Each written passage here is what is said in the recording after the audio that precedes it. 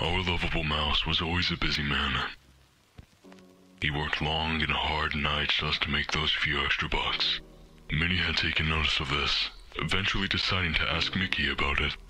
Upon questioning him about his struggles, Mickey's patience had finally broke. He'd become irritated, lashing out as he said horrible things to her. She tried her best to reason with him, but Mickey had none of it, slapping her out of pure anger. A heartbroken Minnie had run out of the room with tears streaming down her face. It wasn't long before Mickey had realized the severity of his actions. Filled with regret, he had tried to apologize, but Minnie was nowhere to be seen after that. The guilt-ridden mouse had stayed up all night until exhaustion had taken over. When Mickey had woken up from his deep slumber, he was quick to notice that the house was abnormally silent. No birds were chirping, no sounds of cars passing by, just pure silence.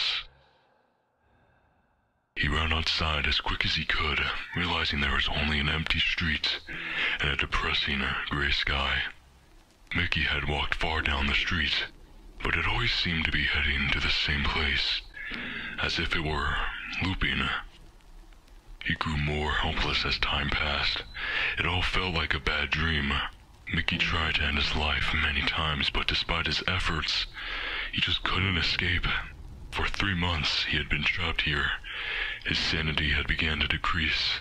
The isolation, the loneliness, he couldn't handle it anymore.